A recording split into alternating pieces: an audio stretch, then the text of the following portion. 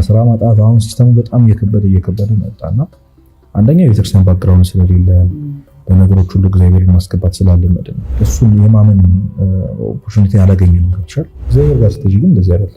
እግዚአብሔር ሶስተኛ ደግሞ እንደዚህ አይደለም። ነገሮችን የምታይበት መንገድ በጣም ይለያል። ህይወት የሚታይበት መንገድ አሁን እግዚአብሔር እኮ አያስጨንቅም።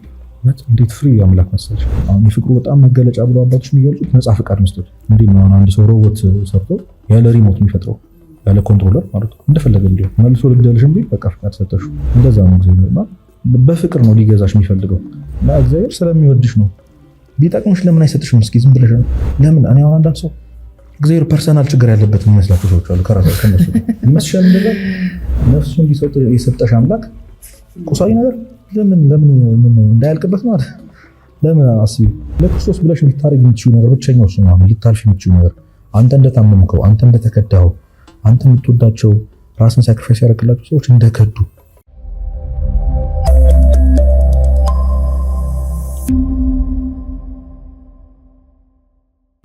እንዴት ነው በጣም ፋንሲ ነገር አንደኛ ለምሳሌ አሁን እውነቱን ነገር ከተባለ ሁሉም ሰው እየበላ እየጠጣ ነው እየኖረ ያለው። ኤክሰስ ነገር ፈለጋ ጀጅ እያረኩኝ አይደለም። መፈታት ያለባቸው ችግሮች አሉ ቤት ውስጥ ምናምን ይገባኛል። እኛም እኮ ስራ ብለን የወጣ ነው ለዛ ነው። ቢያንስ ከአባታችን አናት ፈረድን አይደለም ቤተሰቤ ላይ በርደን ነው የለብኝ የሚል አስተሳሰብ ሲኖርሽ ነው። ግን እኔ አሳልፋቸው የነበሩ መራብን፣ መጠማትን፣ መቸገር እንዴት ነው ከዚህ በፊት ሰው እያጽናናን ስለሆነ ይኖር ነው ያ ቃል ለኛም ይሰራል እና እያለቀስን የኖርነውን ህይወት እየሳቅን የምንተረክበት ቀን ይመጣል የምትል ፕሪንሲፕል ነበረችኝ ሁሌ። እና እንዴት ነው ሳልፈው እንዴት እንደማወራው እያሰብኩ ደስ ይለኝ ነበር። ካለፈ በኋላ ስታወሪው እንዲህ አሳልፌያለሁ እንደዚህ የታክሲ አጥቼ እንዲሆኝ ምናምን ስትይ በቃ እሱ በጣም ያበረታን ነበር። እና የቤተክርስቲያን ሰው መሆን እንዴት ነው በጣም ኤክሰስ የሆኑ ነገሮችን እንዳንመኝ፣ ለዓለም ያለሽን አመለካከት ይሄ ሀብት በጣም በቃ ዌልዝ የሚባሉ ጉዳዮች ላይ ያለን አመለካከት የተለየ ስለነበረ ብዙ የሚያጓጓን ነገር አለ፣ ብዙ የሚያስደንቀን ነገር አልነበረ። አዲስ አበባ ላይ እንግዲህ በጣም የብዙ ሰው ላይፍ በጣም ዲፈረንስ አለ። በጣም ኦፖዚት እስኪሆን ድረስ በጣም ዝቅ ያሉት በጣም ከፍ ያሉት አንድ ከተማ ውስጥ አንድ መንደር ውስጥ የሚኖርበት ነውና አይ ቲንክ በጣም ብዙ ሰው ራሱን ኮምፔር እያደረገ ነው። በጣም ብዙ ወጣት ጨነቀው የሌላውን ሰው ህይወት እያየ እና እሱ ስለነበረ እኛ አያጓጓኝ ነበር፣ ፍላጎቱም አልነበረም። ስለዚህ ብዙ የሚጎዳሽ የሚያሳስብሽ ነገር አልነበረምና አንድ እሱ ነው። ሁለተኛ ቅድም ያልኩሽ የምታልፊው ነገር ሁሉ ነገ ማለፉ አይቀርም። እንዳልኩሽ እኛ ቤተሰብ ላይ በአባቶቿ ማደግ ደስ የሚል ነገር ሆኖ በጣም ብዙ ፈተና ነበረው፣ ብዙ ማጣት፣ ብዙ መቸገር ነበረውና ያ ደግሞ አልፎ ስላየ ነው ያሳለፈን አምላክ ስላለ እኔ ሼም ነው ላለው ሁሉ ለሰዎች የምነግረው ኢትስ ሼም በጣም ምክንያቱም ከዚህ በፊት ብዙ ነገር ያሳለፈሽ እግዚአብሔር እያለ ሌላ አዲስ ፈተና ሲመጣ ድጋሚ መጨነቅ በጣም ደባሪ ነገር እንዴት ነው ብዬ ማስበው ላይክ አባቴ በጣም ለታይኒ ነገር ስጨነቅ ቢያገኘኝ ምንድን ነው ሊለኝ ይችላል። ላይክ እሱ እየለፋ ነው ገብቶሻል። ጠዋት ወጥቶ ማታ የሚገባው ለኔ ነው እና ቁጭ ብዬ እስኪ አስቡ ማን ነው እስክሪብቶ የሚገዛልኝ ብዬ ስጨነቅ አሁን አባትሽ ቢያገኝሽ ምን ማለት ነው አይደል እንዴ? እኔ ላንተ አንሳለሁ በጣም ሼም ነው ኢትስ ዲስሪስፔክት በጣም ምክንያቱም አባት አለሽ አባቴ እስክሪብቶ ግዛልኝ ማለት አለብኝ። ባይኖረው እንኳን የሆነ ነገር ያደርጋል ግን መጠየቅ አለብኝና መጨነቅ ማለት እግዚአብሔር ፊት ልክ እንደዛ እንደመሆን እግዚአብሔር የሚባል ሀብታም አባት ሀብታም ማለት ዓለም ሁሉ የሱ ነው ባይሉ የዓለማችን አንደኛ የሚባለው ሀብታም የእግዚአብሔር ልጅ ነው እሱ ራሱ የእግዚአብሔር ነውና እንደዚህ አይነት ባለ ጸጋ ሀብታም አባት እያለሽ እግዚአብሔር የሚባላለሽ ለምን ነው የምትጨነቂው? ከፈለገ ይሰጥሻል፣ ማያስፈልግሽ ከሆነ ደግሞ ይከለክልሻል። እና ሁሌ የምለው ምንድነው የሚያማሩ ወጣቶች ሳገኝ ረኔ ምናምን ሰዎች ታው ነገ አልፎ እግዚአብሔርን ለማመስገን አንገት አይኖርህም ቀና ማለት ለምን አሶሻል አትወደኝ ምናምን ብለሽ በጊዜው ሲያደርግልሽ ከዛ ቴንኪው ለማለት እንኳን አቅም ተቻለሽ። እግዚአብሔር ሼም ያሲዝ አምላክ ነው በቃ አድርጎልሽ መሰፍርሽ አምላክ። ስለዚህ በጣም በቃ እኔ እንዴት ነው በጣም ደስ ይለኛል አልኩኝ። የሆነ ፈተና ሲኖር እግዚአብሔር ለማመን የምታገለው ነገር አምናለሁ ብለን ይሄ ቀጥርሳችን ነክሰን ማለፉ በጣም ደስ ከዛ ሲያደርግልኝ ማድነቅ እሱን በቃ ከዛ የሚያደርግበት መንገድ የምፈልገው ነገር የሚያሳካልኝ መንገድ በጣም ጠቢብ ነው። በጣም ይደንቅ ገርሞሽ አቅም ሀው ምናምን የምትያቸው እኮ ብዙ ነገሮች አሉ። ብዙ ችግሮች ደግሞ የሚገርምሽ አይፈቱም ብለሽ ተጨነቅሻባቸው ችግሮች የሚፈቱት ባልጠበቅሽው መንገድ ወይ የሆነ ማያውቅሽ ሰው የሆነ በቃ ሰምቲንግ ሀው በቃ በጣም ያስጠሀቢት የእግዚአብሔርን እጅ በየቀኑ ታይበት የእግዚአብሔር እጅ በጣም ነው የማየውና ሁሉም ሰው ላይ አለ እንደዛ። ግን እሷን ለምን አጠንክሮ እንደማያምንበት አይገባኝ። ሁላችንም እኮ ወደኋላ ዞር ብትይ አሁን እንዴት ነው የሆነ ጊዜ ኮምፔር ማድረገው እንዴት ነው የሆነ ጽሁፍ ጽፌ ትዝ ይለኛል ያልፋል የሚለውን ቃል አንደርስታንድ ማድረግ ያለብን አሁን ያልፋል በጣም በየዘፈኑ መዝሙሩ ሁሉ ቦታ ላይ ያልፋል አለ። ልጅ እያለሽ አሁን እኛ አባታችን ሊገርፈን ከሆነ የነበረው ጭንቀት አለ እንዴት ነው ቤት አምሽተኝና በቃ ገደለኝ ብለሽ የምትይዥበት ፓርት አለ ባለቀልኝ በቃ ከቤት ውጭ ማድራት ሲም ወይ አምሽተሽ ነው ወይ መጥፋት አጥተሽ ነው በቃ እናቴ ገደለችኝ ምናምን ብለሽ ችግር የለውም ምናምን ሲሉሽ ወይ ዝም ሲሉሽ ያለው ሪሌሽን ድንግጥ የምትይው ነገር አለ አይደል? ከዛ ደግሞ ልጅ እያለሽ ወይ ጨዋታ ስንጫወት ምናምን ባልመሸ እያልሽ የምትጫወቹ ጨዋታ እንዳያልቅ የምትመኝ ከዛ መቶ ንጉ ቤት ትባያለሽ ወይ ይደወልሻል ወይ ነገር እሱም ያልፋል ነው እና ያ ራሱ መማሪያ ነበረ። እናቴ ትቀጣኛለች፣ ትሰድበኛለች፣ ትቆነጠኛለች ብለሽ አስበሽ ምንም ሳይፈጠር ማለፉ ራሱ ለዚህ ለህይወታችን አሁን ሲሪየስ ለሚያጋጥሙ ነገሮች ምስክር ነበር። ከዛ እኮ ካደግሽም በኋላ ብዙ ያሳለፍሽ ነገር አለ። እኔ እያንዳንዷ ነገር ምስክር ናት። አሁን በዚህ ከታመንኩልህ ነገ በትልቁ እታመንልሃለሁ እያለ ነው እግዚአብሔር። ገብቶሻል?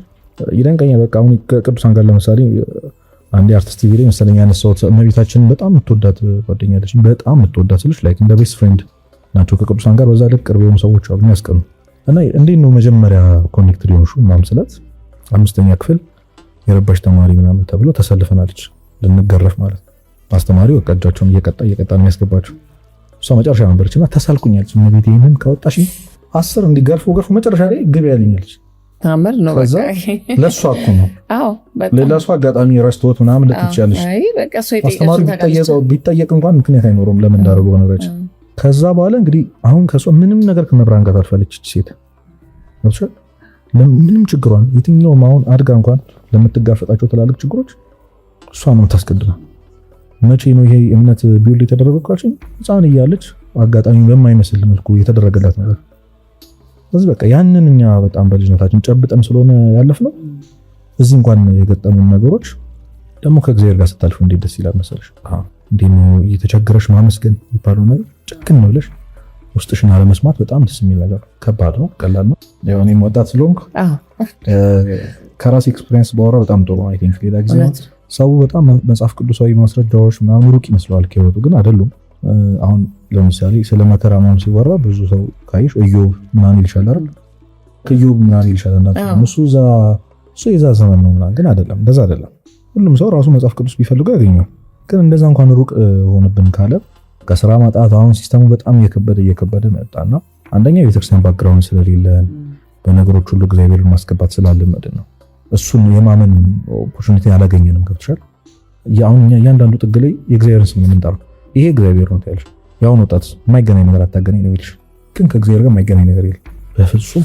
በፍጹም የለም። እያንዳንዱ ጥግ ውስጥ እግዚአብሔርን ማየት ከለመድሽ በጣም በቃ ሚራክለስ ህይወት ነው የምትኖሪው። በጣም የሚያስደንቅሽ ደግሞ እሱን ማመን እንዴት ደስ ይላል መሰለሽ። በዜሮ ማመን የእምነት ተርጓሚ ራሱ ነገራችን ላይ ሳይደረግልሽ እንደተደረገልሽ ሆኖ ደስ መሰኘት ነው ይላል መጽሐፍ ቅዱስ። እምነት ማለት እሱ ነው። እና እነዚህ ሁሉ ጭንቀቶች የመጡት የህይወት መንገድ ቀጥታ ነው ብለን ስላሰብን በጣም ብዙ ወጣት ከቤተሰብም ጫና ከአካባቢም ጫና በቃ መማር፣ ዩኒቨርሲቲ መግባት፣ መመረቅ፣ ከዛ ስራ መያዝ፣ ማግባት፣ መውለድ፣ የራስሽን ነገር ማካበት፣ መሞት፣ ከዚህ መንገድ ውጪ ከሆንሽ አንቺ ልክ አይደለሽ የሚል ማህበረሰብ ውስጥ ስላደግን ይሄ ደግሞ የሚሆንበት ፕሮባቢሊቲ በጣም አነስተኛ የሆነ ነው አይደል? እየቀነሰ ነው። በጣም ብዙ ወጣቶች ያ ሁሉ ወጣትነታቸውን ኢንቨስት አድርገው 5 ዓመት 6 ዓመት 8 ዓመት የሆነ ኮምፓውንድ ኢንቫይሮንመንት ውስጥ ግቢ ውስጥ ተምረው ሲወጡ 2 ዓመት 3 ዓመት 4 ዓመት ስራ የለም። አሁንም እናትሽ ካሁን ማባትሽ ይሄ በጣም ያሳምማል። እግዚአብሔር ጋር ስትሄጂ ግን እንደዚህ አይደለም። እግዚአብሔር ሶስተኛ ደግሞ እንደዚህ አይደለም። ነገሮችን የምታይበት መንገድ በጣም ይለያል። ህይወት የሚታይበት መንገድ አሁን እግዚአብሔር እኮ አያስጨንቅም። ማለት እንዴት ፍሪ አምላክ መሰለሽ። አሁን የፍቅሩ በጣም መገለጫ ብለው አባቶች የሚገልጹት ነፃ ፍቃድ መስጠቱ።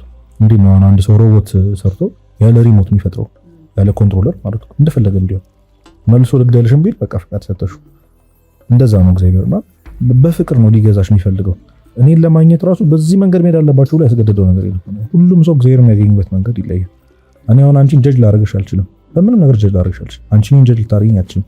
ለምን? ከእግዚአብሔር ጋር ያለን ኮሚኒኬሽን ግንኙነት ፕራይቬት ስለሆነ ማለት ነው። የምናደርጋቸው የታዘዝነው ነገር አለ። ግን የአብዛኛው ሰው የህይወት አመለካከት እግዚአብሔር ለማግኘት የሚሄድበት መንገድ የተለየ ነው የሁሉም ሰው። ስለዚህ የሆነ ሲስተማቲክ ነገር አይደለም። አንድ መስመር መሆን አለበት ምናምን የሚያስጨንቅ አይደለም። በፍቅር ስለሚገዛ ማለት ነውና ብዙ ወጣቶች አይ ቲንክ በጣም የተፈተኑ ያሉት ሲስተሙን መከተል አለብኝ፣ ይሄ ነው የህይወት ሰክሰስ ማለት ይሄ ነው፣ ስኬት ማለት ይሄ ነው ብሎ ስላሰቡ መኪና መግዛት፣ ቤት፣ ፌም። አሁን ደግሞ በጣም አስቸጋሪ የሆነ ነገር እሱ ነው። ዝነኛ መሆን። አንድ ቪዲዮ ቫይራል ሲወጣልሽ አይደል በጣም እንትን ሎሽ የሚሰማሽ በቃ ተሳካለት ቢባሉ ምንም የለውም እኮ ምንም የለውም። እውነት አሁን ቲክቶክ አይከፍልም። ይገርመኛል። በላይክ ቢከፍልን እኮ በቪው ቢከፍልሽ ግን ሚሊየንስ ቪው ቢኖርሽ ሰው ኦኬ እንደዚህ ብሎ የቀለደው ልጅ ይልሻል እንጂ የታክሲ አይከፍልሽም። የኛ ህዝብ ታውቂዋለሽ። እና እሱን እንኳን እንደ ሰክሰስ የሚታይበት ጊዜ ላይ ስለደረሰ ያንን ባለማድረጉ አሁን መፈመስ ፈልጎ ያልፈመሰ ሰው በቃ እኔ አይሳካልኝም እግዚአብሔር አይወደኝም ወደ ማለት ይሄዳል ማለት ነው። ስለዚህ ህይወትን የምናይበት መንገድ ቀጥታ ስለሆነ ወይም ደግሞ በራሳችን አመለካከት ስለሆነ የምንመዝነው እግዚአብሔር ደግሞ የማያስፈልግሽ ነገር አይሰጥሽም። አሁን ልጆች አሉሽ አንቺና እሳት ልንካ ብትልሽ አንዷ ልጅሽ ትሰጫታለሽ? እሺ ብታለቅስ ትንሽ አስሞክራታለሁ ጠጋ አድርጌ እሱንም በጣም ካስቸገረች ነው። አዎ በጣም ካስቸገረች እንጂ ታልቅስ ማልቀስ አይገላትም። እና እግዚአብሔር ስለሚወድሽ ነው። ቢጠቅምሽ ለምን አይሰጥሽም? እስኪ ዝም ብለሽ ለምን እኔ አሁን አንዳንድ ሰው እግዚአብሔር ፐርሰናል ችግር ያለበት የሚመስላቸው ሰዎች አሉ። ከራሳቸው ከነሱ ይመስሻል እንደዛ ነፍሱን ሊሰጥ የሰጠሽ አምላክ ቁሳዊ ነገር ለምን እንዳያልቅበት ነው አይደል? ለምን አስቢ አይወደኝም እኔ ለምን አይወደኝም? ምን አርገዋል? እስከ መስቀል ድረስ ከወደደ ለአንተ ቁሳዊ ነገር እንዳጠፋበት ነው። በቃ የሆነ ምክንያት አለው እግዚአብሔር ሁሉ ጊዜ ትክክል ነው። እግዚአብሔር ሁሌ ለኔ መልካም ነው ብሎ እንደሚያስብ ሰው ህይወቱ የረጋለት ሰው የለም። እሱን የተረዳ ሰው ነው አይ ቲንክ በጣም አሁን በዚህ ዘመን በተለይ ህይወት ቁልፍ አገኘ የሚማሰው ለመከራ ለፈተና ያለውን አመለካከት ያስተካከለ ሰው ለመሰለሽ አሁን the great version of ሰው እዚህ ምድር ላይ ማን ነው ካልሽ ጌታችን መድኃኒታችን ኢየሱስ ክርስቶስ ነው። የሰውነት ልኩ ምንድነው ካልሽ ማለት ፐርፌክት የሆነ አሁን አንድ ሰው እንደ ገሌ አይነት ህይወት ቢኖረኝ ብለሽ የምትመኘው አለ አይደል? ሁላችንም በቃ በጣም ጀንትል የሆነ ሰው አንባቢ፣ ታዋቂ፣ ሀብታም ከዛ በጣም ካይንድ ለሰዎች ብለሽ መስፈርት ታውጪ ትችላለሽ። ክርስቶስን ግን አያክልም። እሱ ደግሞ ሰው ሆኖ በምድር ማለት ተወልዶ እንደ ሕፃን ልጅ ተመላልሶ እንደሰው ኖሯል። ያ ማለት ምንድነው? ከላይ ሆኖ ከማዘዝ አብነት ለመሆን የመጀመሪያ አይደል? ስለዚህ የሰው መኖር ያለባችሁ እንደዚህ ነው ብሏል ቅዱስ ጳውሎስም። እኔ ክርስቶስ እንደመሰልኩ ነው የምሰሉ ብሏል። ማለት የሰው ልጅ ዓላማ መጨረሻው ዓላማ የተፈጠረበት ዓላማ ምንድነው ካልሽኝ እግዚአብሔር መስሎ መኖር ማለት ነው። እሱ ደግሞ እንዴት እግዚአብሔር ይመሰላል አምላክ ምናምን ካልሽኝ እሱ ሰው ሆኖ በቃ የተመላለሰ ሲደክመው እየተኛ እየበላ እየጠጣ ከኃጢአት በቀር ነው የሚለው ቅዱስ ጳውሎስ። ከኃጢአት በቀር በሁሉ ነገር የሚረዳ አምላክ ነው። ያውቃል ስሜቱ መገፋት ያውቃል። አባቱ በ13 ዓመቱ ነው ያረፈበት ቅዱስ ዮሴፍ ያውቃል። የወላጅ ሞት በጣም መሰደብ ያውቃል። መፈተን ያውቃል በኃጢአት እሱም በዲያብሎስ ተፈተነ ያውቃል። ገብቶሻል? መራብ ያውቃል። መጠማት ያውቃል። ቤት አልነበረውም።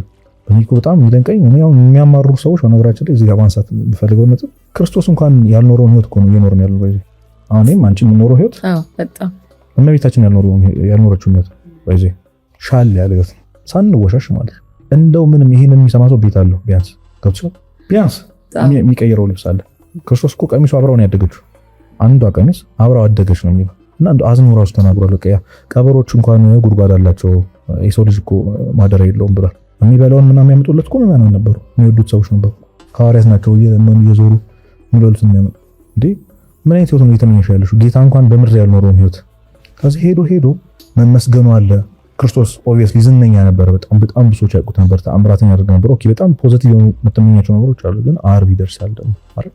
ተማከሩበት። የገዛ ወዳጁ ሸጠው ስሙ 3 ዓመት ሙሉ አብሮት ሲያበላው ሲያጠጣው ሲያስተምሩ የነበረው አምኖ እኮ ገንዘብ ያዥ ማን ነበር? ይሁዳ ነበር እኮ የሐዋርያት ክርስቶስ ሾሞት እኮ ጌታ ሌባ እንደሆነ እያወቀ ቅዱስ ዮሐንስ እንደውም ወንጌሉ ላይ ከገንዘቡ ይሰርቅ ነበር እኮ ይሁዳ ከሚጠራቀመው አሁን ምዕመናን ከሚሰጡት ምናምን ለምግባቸው ለማደሪያቸው እንዲሆን ሐዋርያት በህብረት ይቀመጥ ነበር። ያ ገንዘቡ የሚቀመጠው ጌታ የሾመው ይሁዳ ነው። እና ቢያንስ እንደዚህ አምነኝ አንዳንድ ጊዜ አሁን የሆነ ኃላፊነት ሲሰጥሽ አትፈሪ። እዚህ ምድር በጣም እኮ አስፈሪ ኃላፊነት ፍቅርና እምነት እኮ የወደደሽን ሰው በጣም ይከብዳል ማለት እኔ አሁን ለዛ አንዳንድ ጊዜ እንዲህ አለቃ እንትን ያሉ ሰዎች ሆነ የካምፓኒ አለቃዎች ሆነ ድርጅት ያላቸው አለቃዎች ምናምን ኧረ ቀልድ የለም ማቀላለድ የለብህም ምናምን ይላሉ። ኖ በትክክለኛ እንትን ሰራተኛ እንዲታመንልህ ከፈልክ ፍቅር በጣም ያስፈልገው ፍቅር ያሸንፋል። ሌባውን ማለት ነው ይገዛዋል። ኧረ እሱ እንዴት ብዬ ይሰርቃል ይላል። ከስትሬንጀር ሰው ቢሰርቅ ይሻላል። እና ይሄ እንዴት ነው ትረስት ቢውልድ የሚደረገው በማድረግ ሳይሆን በመቀበል ነው ይባላል። በእምነት አንዲት ሴት ነበረች እኔ ደንቀኛ በጣም ቤታቸው እንጀራ ምግብ እያለ ልጁን ትልኳለች። ሂድ ከጎረቤት እንጀራ አምጣ። በጣም የደከሙ ጎረቤት አላቸው በጣም አቅም የሌላቸው እና እቺ ሴት ተቸግራ 2 እንጀራ ትሰጣቸዋለች፣ ዘይት ትሰጣቸዋለች። ልጁ ግራ ይገባል። ቤት አለ እናቴ ለምንድን ነው እንደዚህ የምታደርጊው? እንደሌላቸው እያወቅሽ ነገ እኔ ለመጠየቅ እንዳታፈር ነው እቺ ሴት አለች። በቃ ኮንፈርት ያረቻት እንድትጠይቃት አሁን አለቃዎች ምናምን ሰራተኞቻቸው በሚሰጡት እምነት በሚያሳዩት ፍቅር ሰው እንዲገዛልሽ የምታደርጊው በፍቅር እና ይሁዳን ለዛ ነበር የሾመው። ቢያንስ እሱ እንኳን ልቡን ከመለሰለት ብሎ ማለት ነው። ገንዘብ አስይዙ አምኑኝ እንዴት ከደዋለሁ እንዲል ነበር። ይሁዳ አልተመለሰም። ይህንንም አይተዋል ነው የምልሽ። አሁን በጣም ብዙ ሰዎች እኔ ባመንኩት ተከጅቼ ምናምን አዲስ ነገር አይደለም። አምላክህም እንዲሆኑ አለ። ዋናው ምንድነው ከሱ ተቃራኒ የምትሆኚው የመለሽበት መንገድ ነው፣ ስፖንድ ያደረግሽበት መንገድ ነው። ከዛስ ዓርብ መጣች አይደል? አሁን ሁሉም ሰው ክርስቶስን መምሰል ይፈልጋል። ዓርብን ግን ቢዘለው ደስ ይላል። ሁላችንም ዓርብን ምንዘላት ደስ ይለናል። ግን ህይወት ይሄ ነው በቃ ማለት ክርስቶስ ሁሌ ሰላም እንደሌለ በመራብ በመጠማት በመቸገር በረድ ውስጥ በመወለድ አንዲት ሴት እንዴት ነው በሆዷን ጽንስ ተሸክማ ልትወልድ በቃ ተሻኩላ የምታርበት በረት ውስጥ እኮ። በእርግጠኝነት ይሄን የሚሰሙ ሰዎች በረት ውስጥ አልተወለዱ። የትም ድሃ ብትሆን አንተ በረት ውስጥ አትወለድ። ከዛ ደሊስት ህይወት ኖሮ አሳይቶናል ማለት ሰው እንዲህ ይኖራል። ኦኬ አምላክ የፈጠረ በጃ አምላክ ነው። እንዴት ነው አንደርስታንድ የምናደርገው ይሄን ነገር? እኔ አይገባኝም። አይ ቲንክ አንድ ቀን የእግዚአብሔር አምላክነት ግሬስ አምላክ የሚባለው ነገር መፍጠር የሚባለው ግሬስ ሲገባሽ በጣም ይንታታ ያኔ ይገባሻል። እንዴ ታዲያ በረት ታያለሽ። ከዛ አንዲት የ15 ዓመት ብላቴና ድሃ ልጅ ናት እና እመቤታችን ምንም የላትም እኮ ልታደርግለት ይችላል። እሷን የመረጠው አስቢ። ሄሮድስ ጋር መወለድ ይችላል፣ ቤተ መንግስት መወለድ ይችላል፣ ለራሱ የሆነ ዓለም ፈጥሮ መወለድ ይችላል ነበር። እና ሄደን ዓርብ ናት እና ክርስቶስን የምትመሲው በትንሳኤው ብቻ ሳይሆን በሞቱ ነው በመከራው ነው። እና ለዛ ነው ህይወታችን ላይ መከራ አስፈላጊ ሆኖ ለዛ እሱም ማለፍ ለጌታ ብለሽ መቀበል ያለብሽ። ለዛ ነው አባ ጳውሊ ከመከራ የሚሸሽ ከእግዚአብሔር ይሸሻል። በብዙ ቦታ ያነሳሁትን አንድ ታሪክ ምንሽል አድርግልሽ። አንድ አባት እየዞረ በየበዓቱ እየዞረ ወይኔ እግዚአብሔር ትቶኛል ይላል፣ ያለቅሳል። እግዚአብሔር ትቶኛል ምን አድርገህ ምን ታውቂያት ሰርተ ይሉታል። ኧረ እኔ ምንም አላደረኩም በቃ ያለቅሳል። እና አበምኔቱ ጋር ሄደ፣ ዋናው አለቃው ጋር ሄደ። አባቴ እግዚአብሔር ተወኝ ሲላቸው እነሱ እንደሌሎቹ ምን አድርገህ ነው አይደለም ያሉት። እንዴት አወቅ አሉት። እንደተወ ይኸው 1 ዓመት ሙሉ የሚያመኝ በሽታ የለም፣ ጤነኛ ነኝ፣ አይረበኝ አይጠማኝ፣ ፈተናውም ርቋል፣ መከራ የሚባል የለም እና እግዚአብሔር ትቶኛል ብሎ ማልቀስ ጀመር። እሳቸው ማለቀስ በጣም ደንቋቸው እንደዚህ የሚል ሰው አለው ለማህጹም መደንገጥ ያለብሽ ወደሽ ሰላም ሲሆን ምን አርጌ ነው ማለት ያለብሽ። ወይ በጣም ኃጢአት ሰራሽ ማለት ሜቢ ማለት በቃ መለስ ማለት ያለብሽ የሆነ ፈተና ለክርስቶስ ብለሽ ልታረጊ የምትችይው ነገር ብቸኛው እሱ ነው። ልታልፊ የምትችይው ነገር አንተ እንደታመምከው፣ አንተ እንደተከዳው፣ አንተ የምትወዳቸው ራስን ሳክሪፋይስ ያደረግላቸው ሰዎች እንደከዱ። ለዛ እኮ ምን አለ እሱ ስለኔ ሲያሳድዷችሁ፣ በሐሰት ሲመሰክሩባችሁ፣ ሲጠሏችሁ ብፁዓን ናችሁ አለ፣ ደስ ይበላችሁ ብሏል። የማቴዎስ ወንጌል ምዕራፍ 5 ላይ ከእናንተ በፊት የነበሩት ነቢያትን እንደዚህ አድርጎባቸው ነበር ይላል። ለሱ ብለሽ የምትቀበይ መከራ ነው። እና እንደውም እዚህ ላይ አንድ አባት እንዲሁ በጣም ሰው ይወዳቸዋል። አሁን በጣም ግሬስ ያላቸው አባቶች አሉ፣ ምዕመናን ሁሉ የሚወዳቸው፣ ምግብ የሚያመጡላቸው፣ ስጦታ የሚያመጡላቸው በጣም ድንቅ አባት፣ ምንም አይቸገሩ። አንድ ቀን ጠፋ እሱ ፍቅር ጠፋ፣ ጸጥ አሉ። አንድ አላማረሩ ምንም እየራባቸው ለምን ለምደዋላ በቃ ከውጭ የሚመጣው ምግቡ ግን በቃ ጸጥ አሉ። እዛ ትንሽ ቀን ብቻ ቆየ። ቼክ የሚያደርጋቸው ጠፍቶ በር ታንኳኳና ሲከፍት አንድ ገበሬ በግመል ብዙ ምግብ ጭኖ መጣ። አለቀሱ። አባቴ ደስ ሊሎት ነበርኩ የሚገባው ሳይ ጌታ ሆይ አሉ፣ ስለአንተ በቃ መቀበል የምችለው መከራችን ብቻ ነው፣ አቅም የለኝም ማለት ነው። በቃ ማለት ተስፋ ቆርጠብኝ ነው ምግብ ያመጣልኝ።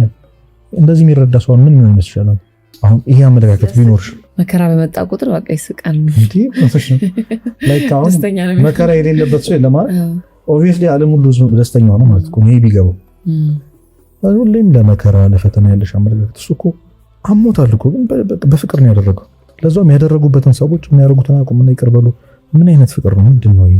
ኢንካሩ ከእጁ ሳይወጣ ህመሙ እዛው እያለ ሳይደርቅለት ሂል ሳያረግ እኮ በሰዎች እንኳን የሚመጣ ነገር አይደለም። እንደዚህ በህይወት የሚመጣ ፈተና አይደለም። መቸገር ምናምን ታዩ ጌታነት መስይባል ነገር ነው።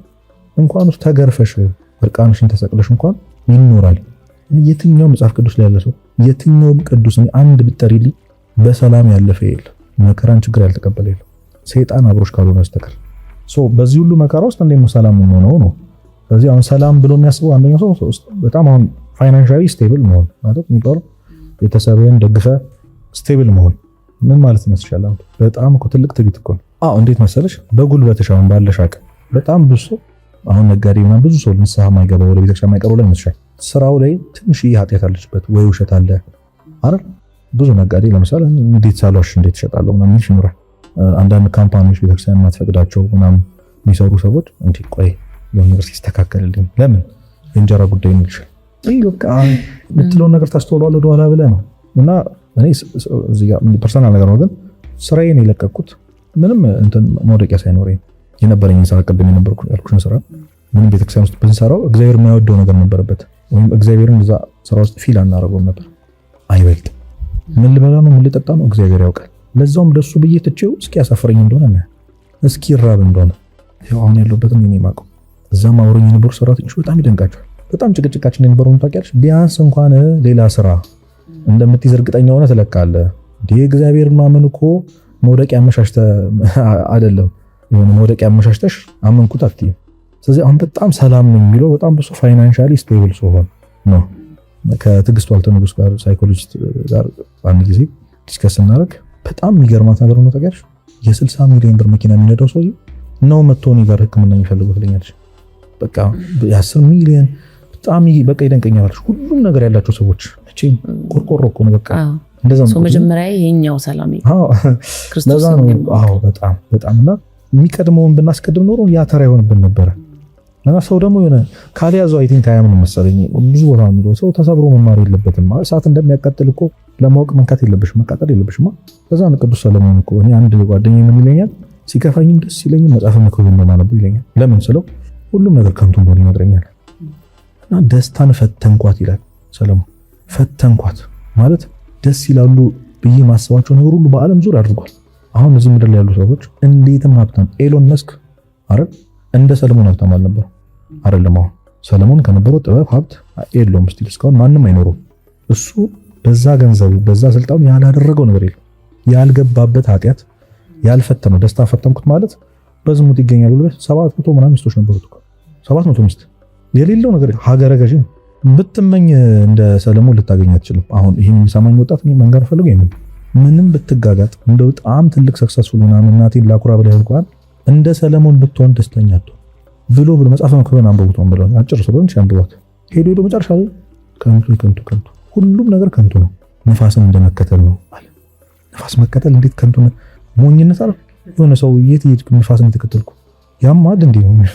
እና አይ ቲንክ እኔ አንዳንዴ ያው ቅዱሳን በጣም ስለሚራሩልን ነው እንጂ በእነሱ ፊት እንዴት ሞኞች እንደሆነ ግን ስለሚያዝኑልን ይራሩልናል፣ ያዝኑልናል። ምን አይነት ምስኪኖች ናቸው ብለው ስለሚያስቡ ፍቅር ስላላቸው ነው እንጂ እውነት ቅዱሳን እኔ ሳይ ጅሎች ናቸው ሙሉ ይመስለኛል። አንዳንዴ ያማል እንዴ እዚህ ጋር እኮ የተሻለው አለ፣ የዘላለማዊ ነገር እኮ አለ። መንቃት ነው የሚጠበቅብን። የሆነ ጊዜ ክሊክ ሲያደርግልን ሁሉም ነገር ይቆማል። በእውነት ሁሉም ነገር ከንቱ ነው። በስመ አብ እንዴት እኔ ህይወቴን ጸጥ እንደሚያደርግልኝ ከንቱ ነው የሚለው ቃል አሁን ይሄን ጻፍ ይደረመስ አምልፈታ አለቀ።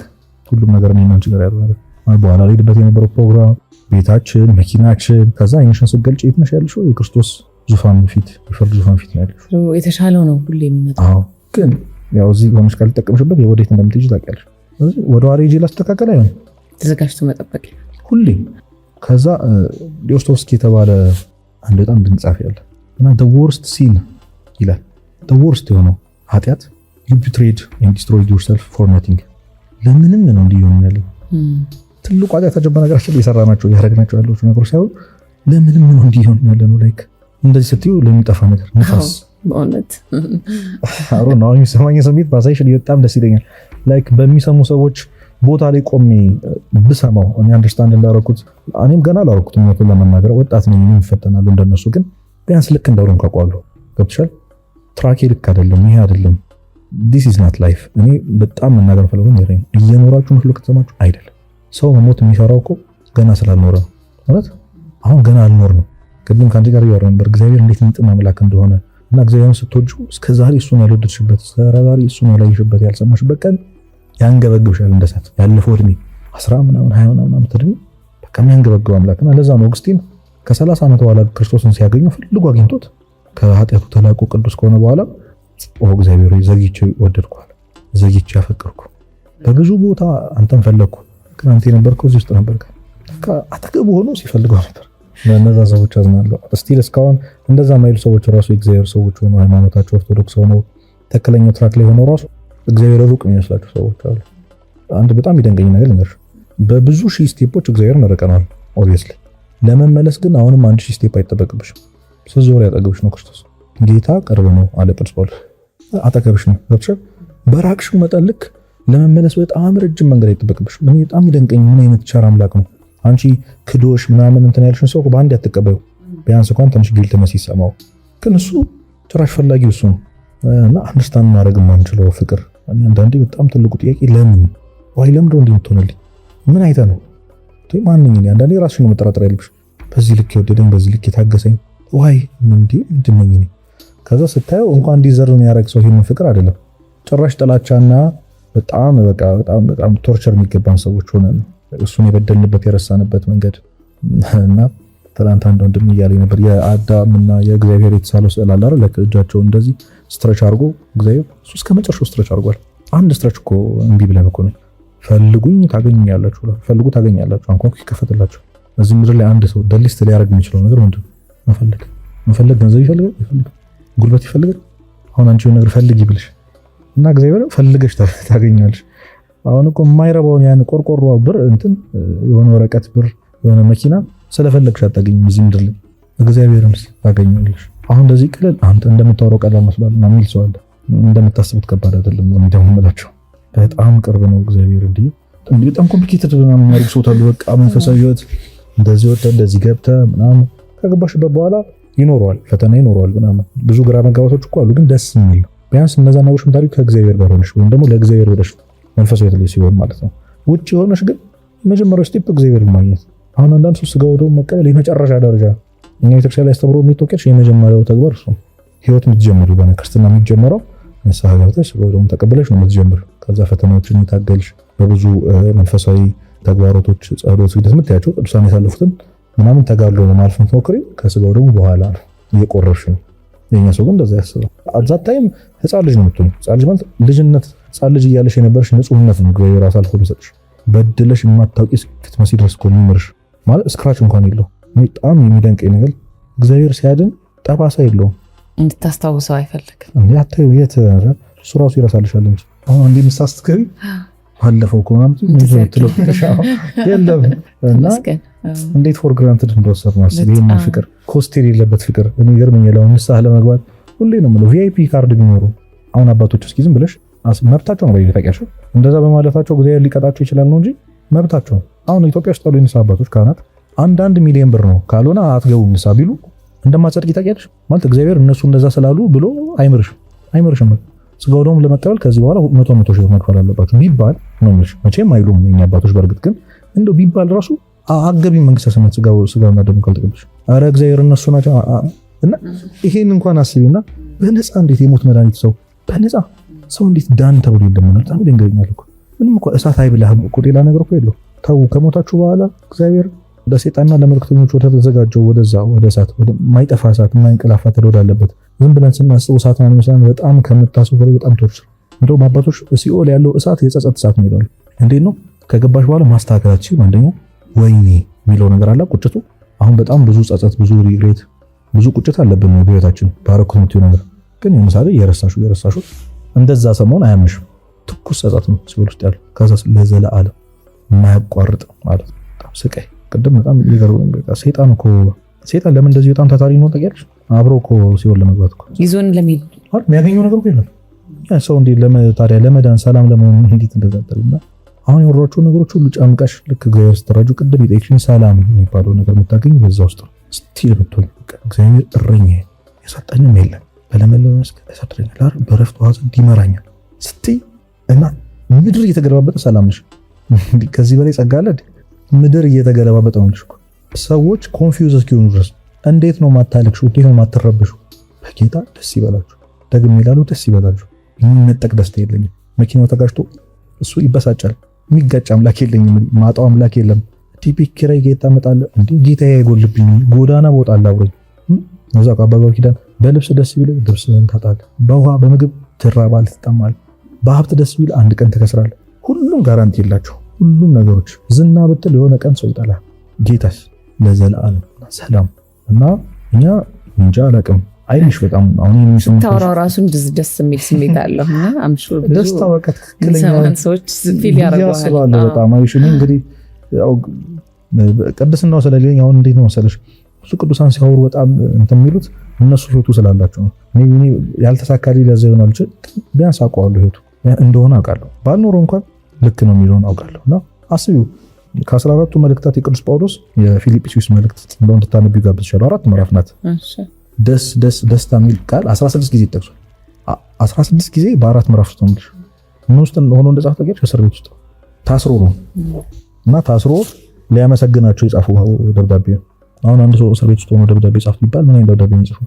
ቁንጫው ብርዱ ኧረ ምግብ ምናምን እሱ እዛ ሆኖ ሌሎቹን በተራ በአልጋ ላይ በምቾት ያሉትን ሰዎች ደስ ይበላችሁ፣ ደስ ተሰኙ፣ በጌታ ደስ ይበላችሁ ደግሞ ይላሉ። ደስታ እያለ በጣም ይደንቀኝ። እስር ቤት ውስጥ የድሮ እስር ቤት ታውቂዋለሽ፣ እንኳን ፍራሽ የዛሬ 2000 ምናምን ዓመታት በፊት ማለት በእጁ ላይ ሰንሰለት እያለ የጻፈው ደብዳቤ ደስታ ደብዳቤ። በእነዚህ ሁሉ ነገር ውስጥ ስቴብል ሰላም፣ በቃ ምንም የሚያስጨንቀ ነገር የለም። እና የሆነ ቀን ዓለም እየነደደች መስቅበት ቀን ይመጣል። ይሄ ከገባ እንኳን ህይወት አለ አሁን ብዙ ሰው ወይኔ ጦርነት ወይኔ ነዳጅ በቃ ዘረኝነት የሆነ ግለሰዶ በቃ ህዝቡ የሆነ ነገር በመጣ ቁጥር አሁን እኮ መኪና የሌለው ሰው ስለ ነዳጅ ይጨነቃል።